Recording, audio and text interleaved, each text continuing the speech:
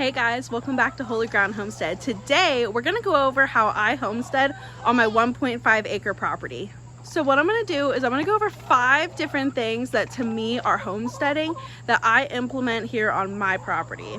So the first thing is animals. So if I'm being honest, I'm kind of addicted to getting animals at this point. It started 2 years ago with chickens.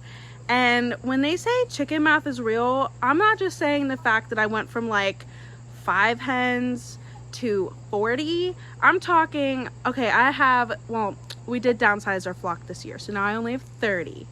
But meat chickens now, we have goats, pigs, rabbits, we got a dog. So chicken math is not only chickens, it applies to like all animals, at least for me. So I will show you guys all of our like areas that we have our animals in, but first I want to say, look at your property. What kind of animals are you interested in? How can you utilize your property so that it benefits your family? So for us, something that's really important to us is we want to know where our food is coming from. So we're trying to raise physically as much of our food as possible. So right now we're doing meat chickens. We have them, I'm going to show you guys them in just a second. We are raising 40 of them. Last year we also did meat birds, but we did change our setup this year. We also are raising pigs to eat. We desperately want to get a cow, so I'm hoping that maybe next year that's going to be on our list. But I think one of the biggest things to say is be careful that you don't go like 0 to 100 too fast, because you don't know what life things you're going to be going through. I am pregnant this year, yay, with our 3rd child, and that is part of the reason why we downsized our flock.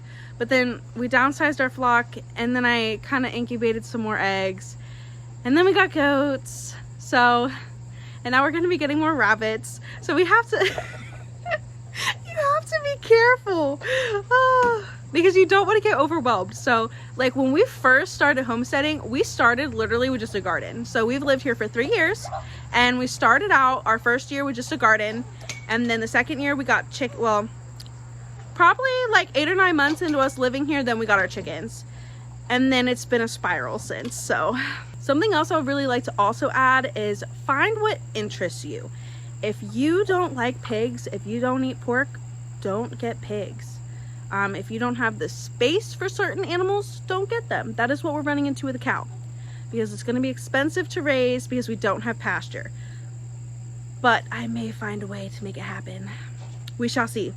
But if like your favorite animal is goats, you don't need a whole lot of space for goats. Get the goat, you know? So just look at your property and really think out like, okay, bunnies are awesome to start with if you are intimidated by chickens, or honestly, chicken is the gateway. I don't know. Chickens are the gateway animal, guys. If you get chickens, just expect the spiral. I'm just saying. I'm kidding. Meat birds, like chickens, meat chickens, they do not take a lot of space at all. Rabbits don't take a lot of space at all, especially depending on your setup. Like if you aren't doing colony style and you're doing cages, that takes like no space at all. You can do it in your garage. You can do it in a barn, like whatever you guys are interested in. But if you know, some people, and I know some people that are going to be watching this, I'm sorry in advance, guys, do not believe in eating rabbits. I personally do, but again, this is my homestead, and this is how we're homesteading. So you guys do what you want. I'm just saying how we do it on our 1.5 acres, and what you do on yours is going to look different than ours, and that's awesome. I love the diversity. All right, so I guess I'll just start with my meat chickens. I'll go take you over to our setup this year. Last year we had a chicken tractor, and we moved it around our front yard. I am pregnant. I am not moving a chicken tractor. I'm not doing it. I am actually in my 3rd trimester now, so I am definitely not moving a chicken tractor right now. So I'll show you our setup now, and honestly, like, it has changed the game for me for meat chickens, because we basically made them their own like enclosure and then built a run off of it off of our back patio. I'll show you right now. So don't mind the mess right now, but I wanted to show you kind of from the outside. We're currently renovating our back patio, so that's why it looks like a mess. And our chickens got into our straw. Thank you, Ginger. I know you were part of it. You were. Chicoletta, I know you were part of it too. So Josh made this makeshift door, and we have this big like enclosure area here. I'm gonna go in and show you what that looks like. And in we go. We have our feeders. We have wood chips on the ground. That's what this is. It is awesome, and it keeps the smell down. We were doing straw, but let me tell you, that gets nasty. We have just a bucket, water, and our chickens. Oh, watch them go out the door. Bye, guys. Out to their run they go. But we were using this ladder for the heat lamp, and then I was like, they roost on it at night, so I'm not gonna take it from them.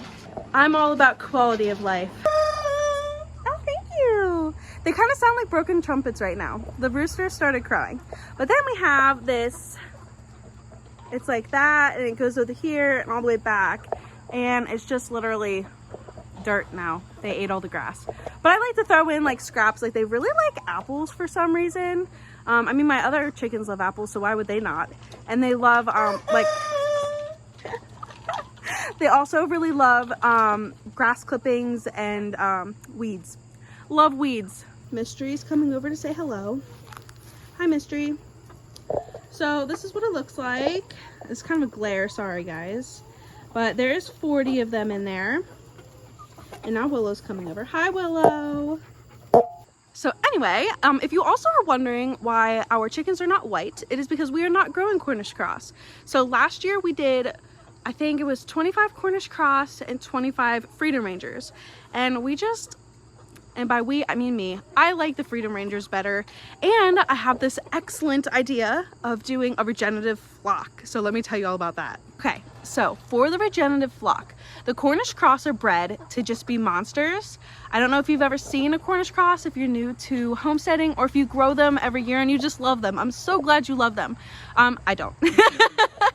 They die easy. They are bred to grow so fast that their legs break out from underneath them.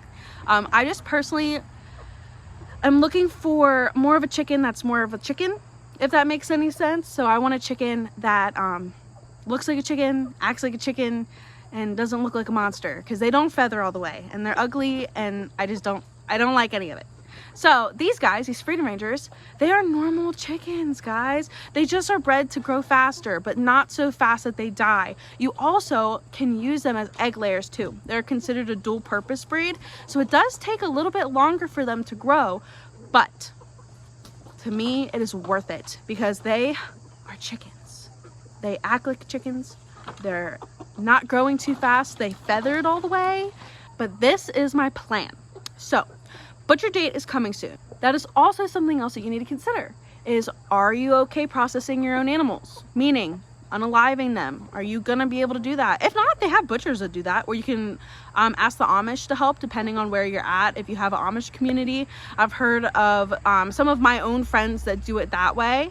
But we process our own chickens. Now you can rent the equipment, so you don't have to put the investment in of the however many hundreds of dollars that pluckers are and things like that. And there's also other ways like skinning them and all of that, but you do have to think about, are you okay with that? Are you okay raising animals that you know that you're going to eat? Okay, so to the regenerative part. Since these are dual purpose breeds, granted, they are huge right now. I plan, since butcher date is coming up in I think about 2 or 3 weeks, I have to look at my calendar, my weeks are all over the place right now. We are planning on keeping probably like 5 or 6 hens and a rooster, so that whenever they become of mature age, they can start breeding and laying fertile eggs. Then I can incubate the eggs, and then, which I'm getting kind of good at my incubator. I'm not gonna lie, the first time wasn't that great, but the last time was much better. So I can incubate the eggs, and then I never have to buy chicks again. Now, this is going to be trial and error, so we're gonna see how it works because these guys are really big. So, and I have not done this before. So we shall see, you know, fast forward however many months down the road when they start laying, I'm gonna obviously, you know, try it out. But that's what my plan is. And of course, plans always change. But for now, this is what I plan on doing. Then it's regenerative. I don't have to keep buying chicks from Murray McMurray or from Tractor Supply or wherever you get meat chickens from, your local hatcheries. Now, meat chickens do not take a lot of space. We had 40 in this area, but there was not this open run until probably like a month ago. So like the first, I don't know, half of their lives, they didn't have this extra space. It does not take a lot of space. Chicken tractor is it's small. And like what you need for like egg laying chickens, you don't need for meat chickens. So take a look at your property. Is raising meat chickens something that is good for you? Chickens! Since we're talking about chickens, I guess I'll go ahead and talk to you about my egg layers. All right, guys, the gateway animal to homesteading, chickens. I feel like most people probably start with chickens. They're super, extremely, absurdly easy to take care of. It kind of seems a little foolproof. I had zero experience with livestock or with really most animals before I started with chickens, and literally it's the easiest thing ever. This is Ginger. Say hi, Ginger. Did you know that chickens' eyes, some of them are orange? I had no idea until I got chickens. All right, let's let her go. I'm gonna show you their coops in the run. In my chicken area, we have their original OG coop, and let me keep walking and showing you. OG coop, OG coop. Josh's amazing skill. If you are a lady, get yourself someone that can build things for you. Very important. Or if you are a man, get your skills, guys. Wait, I take this back. Women can do it too, but I'm not doing it while I'm pregnant, thanks. Like I said before, chickens are absurdly easy, and it doesn't have to cost a lot to start either. So we just started, we actually got this coop and this one for free whenever, and we got our 5 original girls for free from a friend who is moving. Thanks, Pam. With chickens, you really just kind of need a water. I'll go in and show you that in a minute. But just like water and food, and we feed them back their shells. You can also give them oyster shells if you need. So chickens are super easy. They just need somewhere to go at night to sleep, and they need some water. All right, so we just use a 55-gallon drum that we put nipples on the bottom for their water. I like never have to like fill this thing ever. But they just go roost in their coops at night, all 3 of them. And that's it. We also have this netting up top to keep aerial predators out. But since I started free ranging, they just kind of go wherever they want. With chickens, you do not need all the fancy stuff, guys. You don't need the wallpaper. You don't need the chandelier. If you want that stuff, that's fine. And that's amazing. And that's like Instagram worthy. But we are like rednecks or something, I guess, because we literally just like put this together with scrap wood and scrap like metal, and we have like roosting bars in there and wood chips on the bottom. That's it. Nothing fancy. We also tried nesting boxes and nesting pads and all the stuff. My husband even built like a designated egg area, and they refuse to use it. They just make their own nests. So you don't have to have the fancy stuff. You know, back in the 1800s, they didn't have the fancy stuff. But if you want the fancy stuff, do it because it looks really cool. Well, since my pigs are yelling for me to come say hello, let's go see them. Hello. Hi, Hammy. Hi, Porky. Pigs are big dogs, guys. They literally want me to go in there and give them scratches right now. While we're at it, we'll also talk about my goats as well, since we're right here and they're together. Excuse me. I'm trying to talk. You can see one of the babies there. Hi, baby. So their enclosure is like so easy too. So they have a trough for water that the goats and the pigs use. Josh also built a food trough for the pigs. And okay, the hay kind of like got really messed up, as you can tell, but the hay does go in the shelter that Josh built, also out of scrap stuff. We did it out of pallets. Y'all, are you attention seekers? Here's my goats. Hi, guys. So the pigs started with this shelter up there, It's very much smaller, also made out of pallets and scrap. But then Josh upgraded to this year. Pigs, they just need somewhere to sleep and have area to be out of the rain. They like to wallow, so that is something that you're gonna have to think of. If you have any water runoff, they will make it a muddy mess. They also just need like food and water, and that's about it. I really can't think of anything else. If I do, I might edit this and put something over here, but I don't think they don't require anything else. They just need a little bit of space, and that's it. Food, guys. We honestly are just fattening them up to send them to freezer camp. So now with the goats do need minerals, so you have to also think of that. So we have that up there too. Now, one thing I want to add is that goats and pigs are very social animals, and they're literally best friends. I didn't know how that was going to go with me adding them in, but the pigs and the goats are legitimate best friends, and they snuggle, and they'll like play tag sometimes. They get along really great. I wasn't sure how it was gonna go, but they adore each other. When I come out in the morning, they literally, so they all sleep in this big one now, and the pigs are literally up against the goats, and they're all just snuggling. It is so cute. So our pig enclosure takes up half of our woods in our backyard. We also have this other half over here that is fenced off on like 3/4 of the sides, just not like this way, if that makes sense, to like connect it off. So I really would like to get into goat breeding. My goats are Nigerian dwarfs mixed with fainting goats, and I would love to get into breeding them. So I'm gonna need to get a couple more goats, guys, but not yet.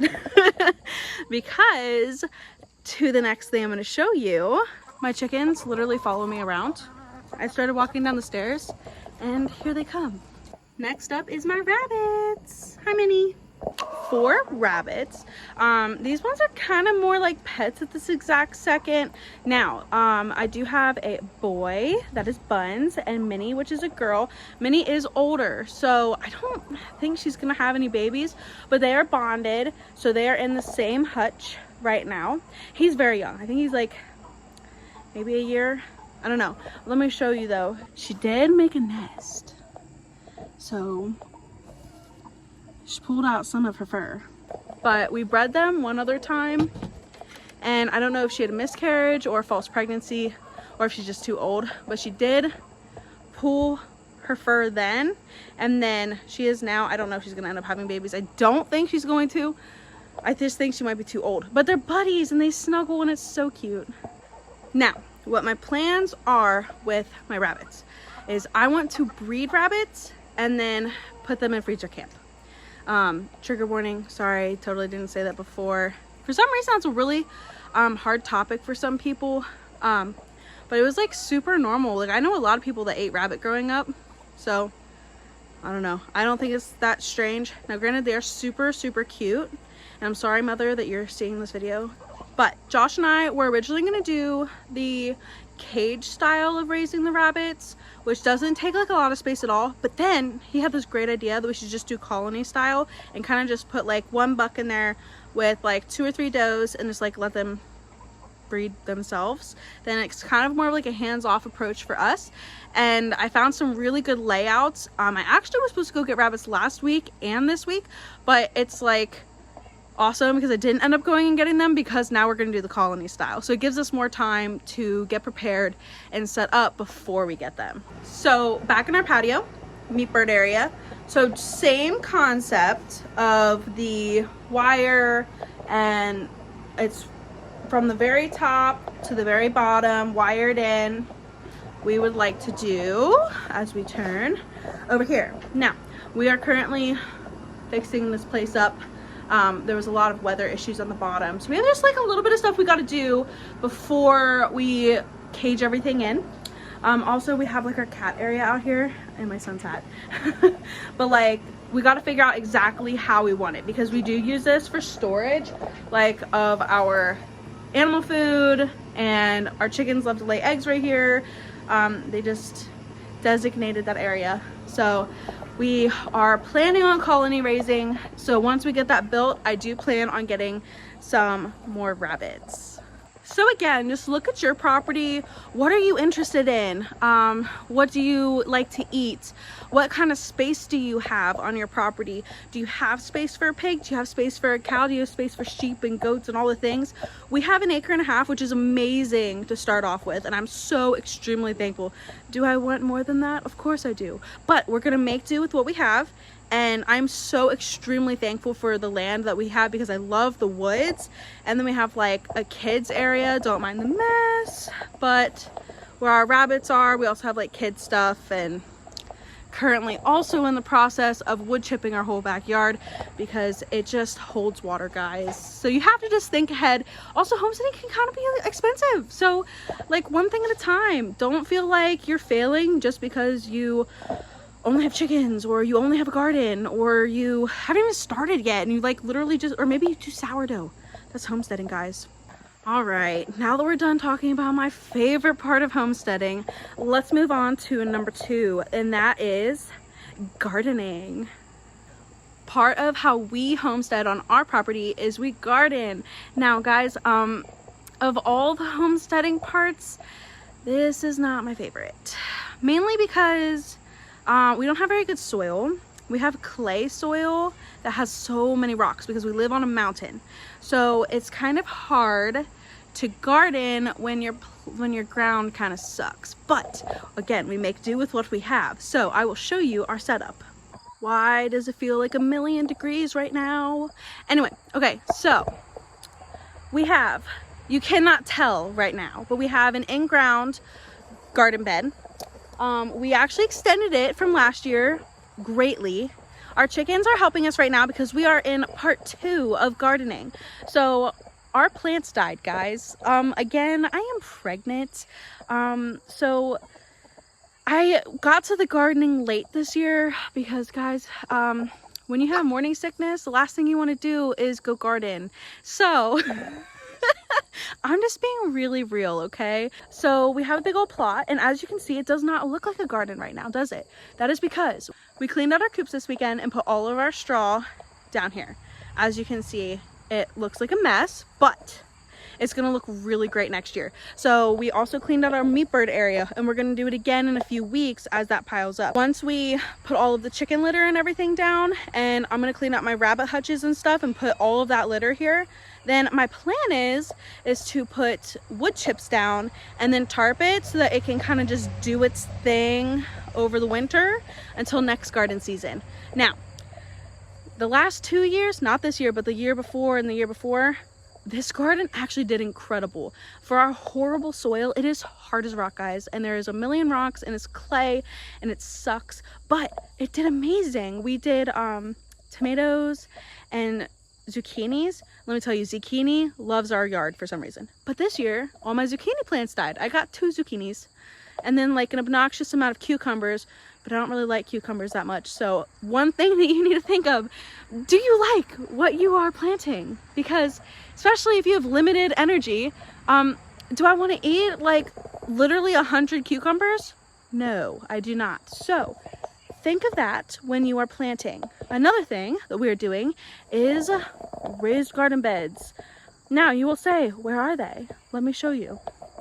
Product of pregnancy. I did not weed, guys. I did not weed. Why did I not do Back to Eden this year? Because I was pregnant. There's actually a really great channel. It's called Back to Eden Gardening, so go check them out. They do awesome. I really like that. They just do wood chips down and it creates the soil into the most magical soil. It's like Miracle Grow. And it's the way I guess we're supposed to be gardening, guys. But these are our potatoes. And then if you look at this grassy mess, it looks like grass. It's not. It's actually my raised garden bed. That is onions. I don't know if any of them survived, and I don't want to look because I'm scared, okay? But we literally took cinder blocks, as you can see. It's just cinder blocks, 1 row of cinder blocks. We did not mortar them together. It is just cinder blocks. That way then, as it freezes and heats up, they can expand. And we put some straw down on top of our potatoes. Now the potatoes actually grew, guys. I'm like really excited about it because they grew and we've had multiple meals with them now. We have not taken them out of the dirt yet. We just kind of come out as we need them.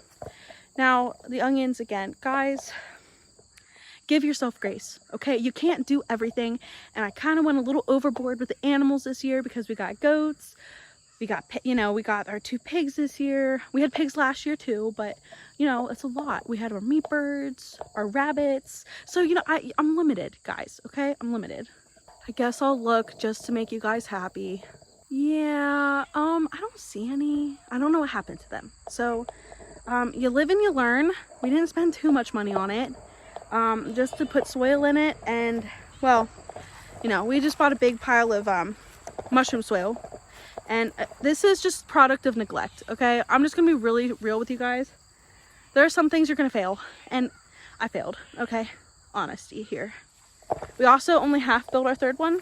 We had full intentions, but my husband works a lot, so we're kind of limited like on the time, like what we do and invest our time into. And unfortunately, the garden took a back burner this year. Now, the last 2 years were fantastic. We really focused on it, but just with all of the extra things we did this year, we dropped the ball, y'all. We really did. And then we planted a bunch of corn. That sun is blinding me. I hope I was showing it correctly. Goes all the way down to that tree. If you can even see it, I don't know. Okay, now that I can see, our corn did terrible too. And I think it's because of our soil. So next year, I want to finish off that last raised bed and plant the corn in there. Because they shriveled up, guys. They didn't even grow. Like 100% I think it's because of our soil. We just put it right into the ground. Sometimes you just gotta like trial and error. You're not gonna get it right 100% of the time. And if someone says that they get it right 100% of the time, they're lying. I'm all about being realistic and also showing my failures, because you know what, if you can learn from it, then that's a bonus in my book. So really the last thing about gardening, guys, this is not my forte. So there's lots of other channels that are fantastic with gardening. I am not one. I'm just gonna be really honest. Animals, oh my gosh, I freaking love them and they're the best. And I can talk about them for hours. But gardening, guys, there's companion planting, there's, you know, full sun, partial sun. I don't understand, guys, all of the logistics of that, okay? So I'm not gonna pretend to be an expert. We just garden and we got a really bad load this year. So not much yield, except for 1 million cucumbers. So the last thing I guess is really if you want to compost. Now that has been very hard for us because of our chickens.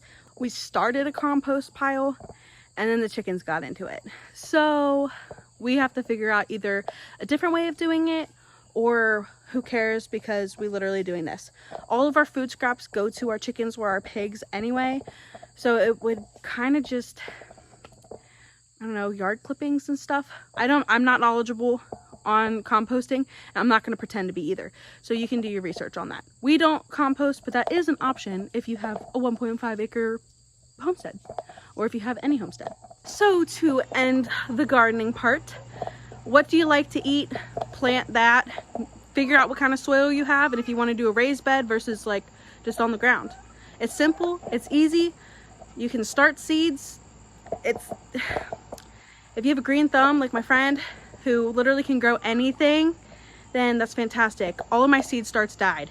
So I think it's really just what you spend your time on and your energy is where you're going to be fruitful.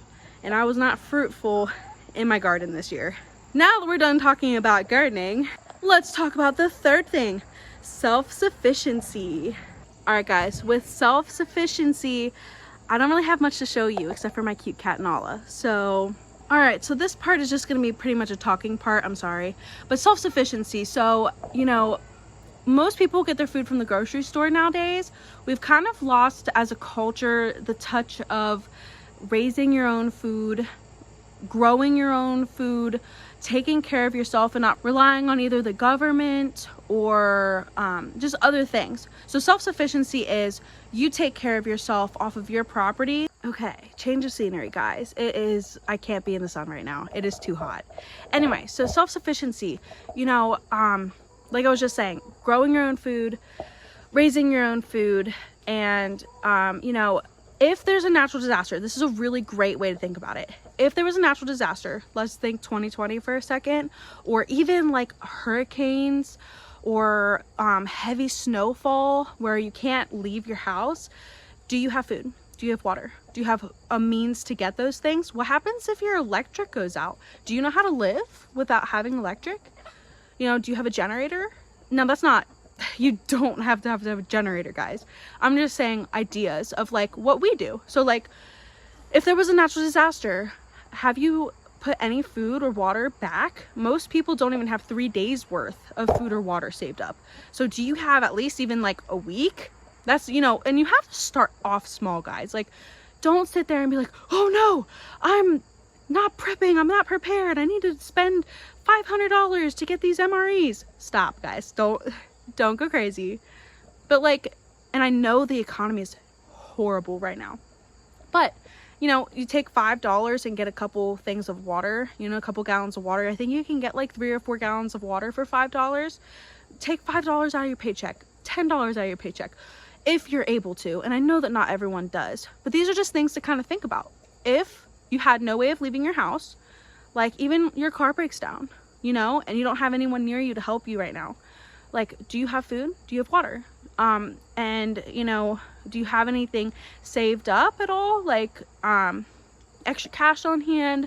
Again, these are not things that are unnecessary. This is just part of like the lifestyle and like the mindset change that you start to have as you start to homestead. You start thinking, you know, a couple, you know, like just last winter, you know, we lost power because of the snow and someone hit one of the telephone poles and stuff. I think that's power lines.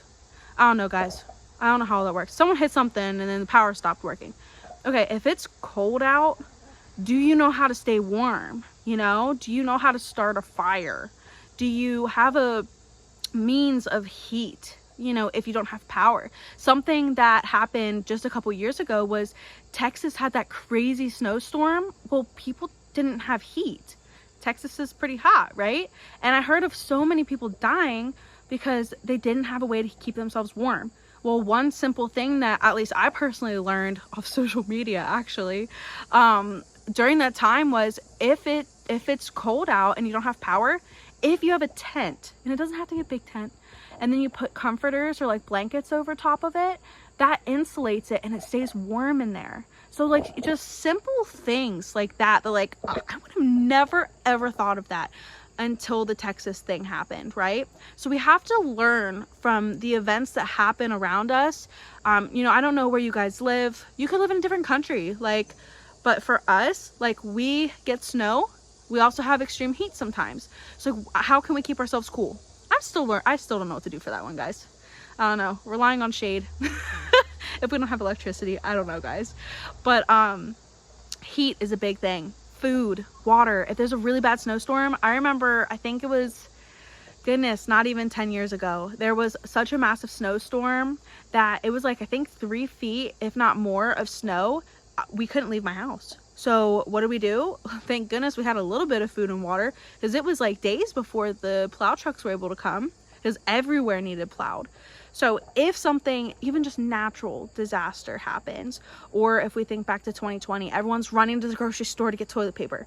Do you have a couple extra? If you have the extra money to do it, you know what I mean? And this is not a shame thing at all. I want to put that preface. I'm not telling you what to do. You're a grown adult. If you're an adult, if you're a kid, I don't know what to say. But, you know, these are just things to think about, you know, because if something were to happen, what are you going to do? And it's not to scare or fear tactic or anything, guys. This is just one thing that I've thought about and my husband's thought about since becoming a homesteader. Because before, we lived in the suburbs, guys. We didn't have any food put back really, except for like the extra pantry goods, the occasional, you know, packet of bottled water. But even a little bit goes a long way. So, you know, and also like, are you putting anything back for other people if you have the means? If you have the means, you have to take care of your family first, guys. But I'm just kind of making you think. It's just, you know, things that you think differently when you start to homestead. So now that we're raising our own meat, you know, how are we going to keep, if our power goes out, how are we keeping our deep freezers on? You know, so that our, you know, all that money we spent on the meat chickens, because it is not less expensive to raise your own food. I'm just gonna say it's not, but you know the quality of life, you know where they were raised? Do you know how they were raised? You know that you sat there and pet those chickens and they had a good life, you know? If you choose to do that. Not everyone does. Not everyone can separate like that. But just because I'm saying all of this does not mean I'm a conspiracy theorist. Maybe a little bit. I think that just kind of comes with the territory eventually. But that is things that you just want to think about. And that pretty much sums up self-sufficiency. Can you take care of yourself? That's the dumbed down version. Can you take care of yourself? Or do you have the means to? Do you understand at least the logistics of it? So I'm not going to keep harping on it because, yeah. Anyway, let's move on to number 4. We're almost done, guys. We have 5 and we're at number 4. Thank you if you are still here. Number 4, guys, is skills. What kind of skills do you have? There's so many skills you can learn. Literally just learning how to take care of animals or how to garden is huge. Huge, huge, huge. Those are amazing. And if you've done that, you're amazing because you have more skills than I did when I started. I had no clue what I was doing. I had 0 experience. I grew up in the suburbs. You know, I did not even, you know, really have much pets growing up. So it's just like, I had no clue. I didn't know what to do. I wanted to have a farm as a kid, surprisingly, even though I never experienced farm animals. So, just pro tip, when you become an adult, you can do whatever you want and you can live the life that you want. So do it, guys. Anyway, so skills. Canning is something I actually just recently got into and I'm like addicted. And that also helps with the self-sufficiency of, do you have food put back? Are you prepping anything? You know, you don't have to be one of those crazy preppers, guys. You don't have to be. Now, if you want to be, that's pretty cool too. But, you know, do you know how to can? Super easy. Do you do sourdough? I didn't even know sourdough was a thing until like it exploded on the internet. Okay, like I don't think I've ever had sourdough before, like I don't know, the last 2 years, but that's like a really big thing, and that's like such an easy beginner thing. And there's so many videos. That's why I don't do sourdough videos, because there's so many and they're like way more educated than I am. My sourdough loaves, yeah, guys, I am still learning, but they do taste amazing and they look pretty good. My first loaf was hard as a brick and I don't know what I did wrong, but I also had my starter wrong. So, but what's great is with homesteading is you can just trial and error. It doesn't have to be perfect, and you can like you do what you want to do. Just because everyone else is doing sourdough does not mean that you have to. Is it a cool skill to have? Because it literally only takes, guys, it only takes flour and water and your starter. That's it. So, you know, if something does ever happen, if you have some flour saved up, if you have some water saved up, bam, you got bread. If you have electricity. Unless you have like one of those cool brick oven things outside, which I do not have, but I might need to talk to my husband about that. Anyway, you know, there's sewing, crocheting, knitting, all those fancy things. I can crochet a little bit, okay? Just a little bit. I am not the greatest at sewing. I learned kind of how to, not the best. I have no clue how to knit. None. No clue. Foraging, you know, it'd be really good, you know, if that's something that you're interested in, to learn like mushrooms or just the natural things around your yard. Like a lot of people do stuff with dandelions. I heard it's pretty good. I saw a lot of like Great Depression recipes with using dandelions. So just like learning different medicinal things with them. No, I'm not into like the tinctures and all that stuff. I'm not that fancy, guys. I'm not at that level. Beginner homesteader, guys. I'm on year 3. This is not year 15. This is not year 30. I did not grow up with any of this. Any of it. None of it. Guys, we ate McDonald's growing up like every day. So this is very different. So if I can do it, you can do it. I promise. Just start slow and start building upon it. And like maybe you take like 1 year, you're like, oh, let's learn sourdough. And then the next year you're like, let me learn foraging, or, you know, whatever. Also, like, are you handy? Do you know how to build things? Do you know how to hunt? Do you know how to fish? Easy things that can also sustain you. So I feel like skills and like number 3 and number 4 kind of go together. Like the skills and the self-sufficiency kind of go together, you know, because hunting and fishing also will help you to eat if something ever happens. you know, and I don't base my life off of if something happens. But there is a plethora of different skills that you can learn. I just kind of named off a couple that I do, mainly canning, guys, and sourdough, because I have limited time and I don't want to sit here and learn 5 billion things while I am in my 3rd trimester of pregnancy, and I just got goats, and I'm getting more rabbits, and I have pigs and meat birds and laying hen. I got a lot going on. I don't have to, but that's gonna lead me into number 5, miscellaneous. Okay, I labeled it miscellaneous because I didn't know what else to put it as, so yeah. Also, if it wasn't for autocorrect, I have no idea how to spell that. But number 5 is awesome because that leads me into community and bartering are the 2 things I wanted to talk about in this section. So community, do you know your neighbors? Do you even have neighbors? Some people don't have neighbors. Do you live in a neighborhood? Do you know anyone, like anyone else around you? For us, we have on the one side of us, we barter with them. So like, they gave us some elk meat, and then we gave them a bunch of canned stuff. And like, I gave her a loaf of sourdough bread the other day, and then she gave me a loaf of brioche bread because I've never made brioche bread. I don't plan on making it. I mean, I might eventually. Okay. Hi, Kat. Thank you, Luna, for your appearance, honey. Anyway, but having community makes it so that you don't have to know everything. You don't have to have every skill. You don't have to have every piece of equipment. You don't have to, you know, you need a tractor, you got a neighbor down the road or a family friend that you can borrow a tractor off of. Community, guys. Bartering. Okay, so like I just gave the example of, I got a cool loaf of bread that I wouldn't normally make because I don't know how to do that yet. And then she got a cool loaf of bread that she didn't know how to make either. So it's just like giving and taking.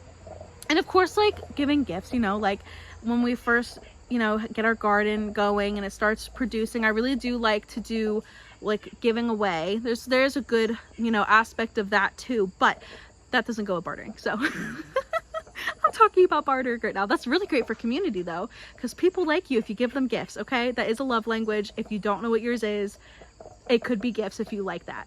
Anyway, but community is so extremely important. I cannot harp on that enough.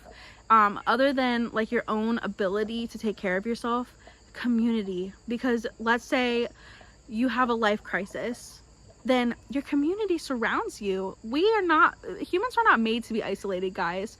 We're not made to know everything. We are made to be in community. That's how we were designed as human beings. So without community, you're not, what kind of quality of life, you know? Like I've had seasons in my life where I haven't really had community, and it sucks, guys. It sucks. It's lonely, and it's just, you know, if we're looking at it from a homestead perspective, you know, my neighbors and I have talked about possibly getting a cow together. That's a cool solution, you know what I mean? Or, you know, I have neighbors down the road that have goat. Well, maybe they'll let me, you know, once I talk to them about it, maybe they'll let me breed my goats with their goats. You know, you don't know until you ask. And also community, guys. If something ever were to happen, you need to have the people around you have your back. And if you have a really bad relationship with your neighbor, I'm so sorry. See if there's anything you can do to reconcile. If it's healthy, you don't want unhealthy people in your life. But just to harp on it one more time, community leads to bartering, which leads to just so many plethora of things, guys. It's so important, not just for your, you know, physical aspects of things, but also like your emotional and mental health as well, which is important. You want to have a good quality of life. You want to feel supported. You want to feel included and a part of something bigger than yourself. That's what gives you that satisfaction in life. At least for me, guys. I can't speak for you. For me, since finding community, it's like a light switch is turned on of like, oh, okay, like this makes sense. This is the way it's supposed to be. And like, then you have other people to play off ideas, because when we bought our pigs, this is a really great example. We bought our pigs off someone on Facebook Marketplace, not Marketplace, but like Facebook, you know, those Facebook Livestock groups. I bought pigs from them. Well, now we have a relationship. We're friends now, and they live, you know, not terribly far away, but now she's been into the like rabbits, so now I'm gleaning off of her, and she's kind of mentoring me in how to do rabbits and like what setups and what type of breeds, and she's gonna help me, you know, learn more about them. Other than like, of course I'm responsible with doing the research and stuff myself, but that's community, guys. she can mentor me in an area, I can mentor someone else in another area, and we all just glean off of each other. It's just incredible how humans work that way, and it takes so much pressure off yourself. You don't have to be responsible to have all of the tomato sauce, guys. Maybe your neighbor is obsessed with tomato sauce and they just want to make all the tomato sauce, but you're like, dang, I really love making beef tallow. So barter, community, it's just amazing. So if you've stayed this far, thank you so much. Don't forget to like and subscribe. Let me know, what do you guys do on your homesteads? Do you have a homestead? Do you wish to have a homestead? Is that like one of your dreams and desires? What do you do on yours? What's your favorite part? My favorite part is animals, guys. That's why I talked about it for so long. I love animals. They're the best part. And I will pick the animal part over every other part, every single time. That was a mouthful. Anyway, thank you so much for watching, guys. I hope that you've enjoyed the video and got something out of it. I really enjoy reading the comments, so just let me know, like, what are you guys doing? I want to know. It's cool. I love the community. Get it? See how I tied that in? I love the community on YouTube too. There's multiple of you that are reoccurring commenters, and I want to say thank you. I love watching your videos too, and I love just interacting with people. So keep it coming, guys. You're awesome. You're literally so great. I just appreciate every single one of you. So everyone, just have a fantastic rest of your day. Thank you so much.